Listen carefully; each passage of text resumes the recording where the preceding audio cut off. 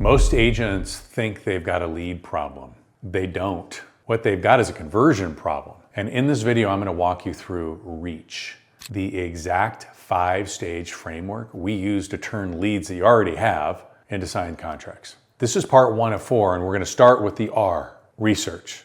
Let's get into it. All right, let's get after it. Today, we're going to shift gears just a little bit. Here's what I would tell you. Most agents think that they have a lead gen problem. And in fact, what they really have is a lead conversion problem. And what I can tell you is in today's world, leads have never been more competitive. Lead generation has never been competitive, but chances are in your database, in your phone even, you've got plenty of opportunities, plenty of leads. And what we have to do is we've got to get really focused on making sure that the leads that we have are converting at the highest level. Because here's what I know. There are only so many leads. And I'm going to walk you through exactly where these leads are coming from, who's targeting on what leads, and then we're going to walk through very detailed exactly what you need to do in order to convert more of the leads that you have so that you can focus less on grind, call, 5, 5, 5, 5, 5. Here's the bottom line. The 5 to Thrive, it already handles all of it. So if you don't know the 5 to Thrive, and if you don't have the 5 to Thrive plugged in, well, that's your problem. Great.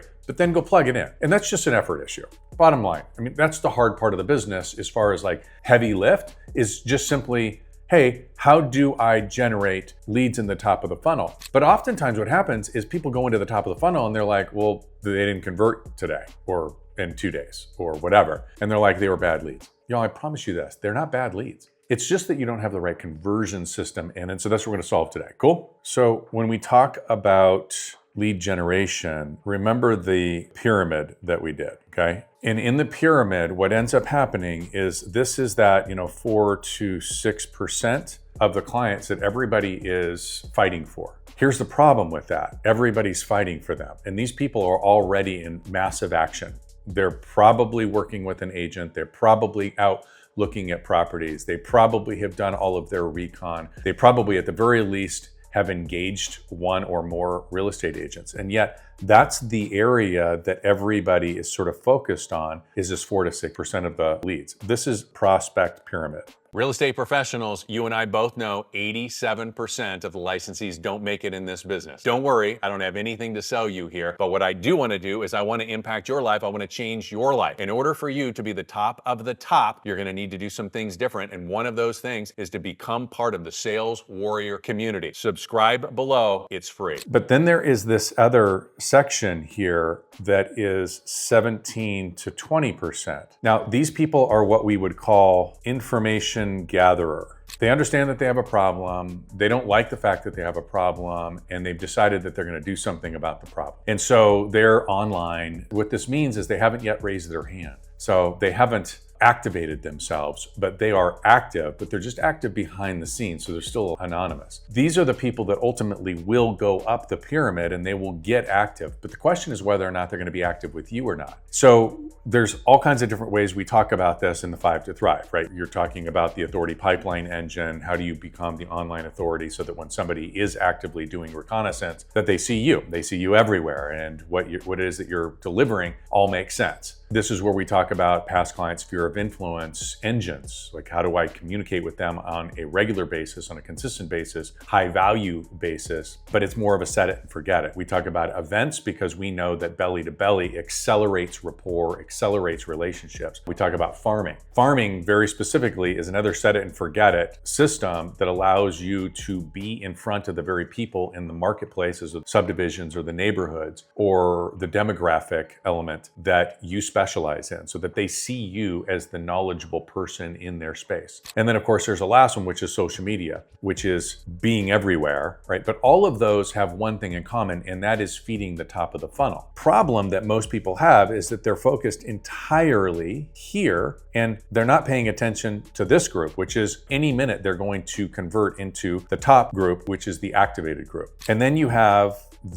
another 20 to 22% here that we call problem aware. But these people are problem aware. Now, they may be kind of sort of passively looking, and if something came along that answered the question for them, they might say something, they might do something, they may activate, but the message would have to actually be something that said, hey, you know what? I have passively been thinking about this, but that's really interesting, or I really like her, and I think I'm going to reach out and have a conversation with her. And then, of course, you have this bottom zone, which is everybody else. That's what we call problem unaware. So the question then is, if we're going to focus on all of these, then the conversation, the nurture, the conversion has to be very structured. Here's what I know. If you're an agent and you want to grow, how many of you would like to do 25 transactions a year or more? Here's what I know. If you're going to do 2 or more transactions every single month, you will run out of time. See, that's the commodity that is not scalable. And so what you have to do is you've got to have systems in place, structure in place, so that you don't have to reinvent the wheel every single time. That's exactly what we're going to go over today. So what does conversion look like? Well, conversion, we follow a very simple structure, and it's called REACH, R-E-A-C-H,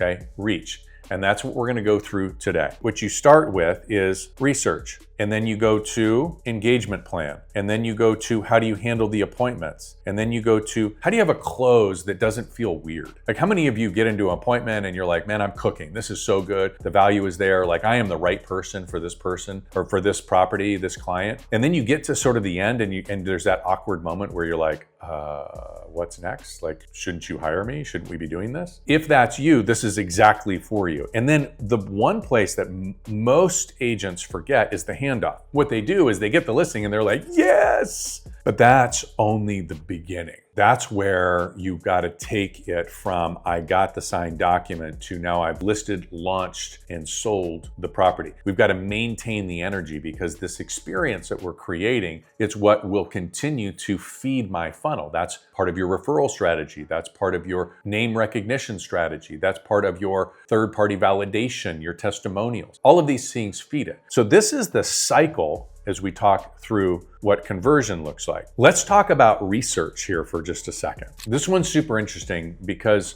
most people, and by the way, if you're a leader on this call, this goes for you too, because oftentimes what happens is, regardless if we're going to meet with an agent or we're going to meet with a vendor, or if we're an agent, we're going out and we're meeting with a buyer or a seller prospect. Oftentimes what we do is we go and we know the address, we know a little bit about the property, maybe we searched a little bit of the history, the sale. If we're really good, we did an intake form that listed out whatever your 12 questions are that you have to get for every single property before you get there. But that's kind of about it. Some of you are using Wealth Engine, for example, to do a little bit more recon. Some of you are using some of these products that tell you whether or not this person is real and whether or not you should be going into some stranger's house, as an example. Those are all great. But the research for the purpose of this is, number one, you've got all of the notes. You've got your database. You've got your CRM. I'm always surprised at how few agents actually keep quality notes in their CRM. Do you know what I'm talking about? Like, every time I have a conversation with them, I put information in there. Every time I hear, oh, it's their wedding anniversary, or here's their home anniversary, or here's one of the kids' birthdays or whatever, they don't take the time to actually put those into their note. It's a big miss because it shrinks the amount of pain. It eliminates some of the pain that you're going to go through during the research. Because if I have an appointment with somebody, I don't want to go into the appointment cold, and I don't want to go into the appointment with just a little bit of information. I want all of the information. I want them to know that they were important enough for me to do the research on them and their property. So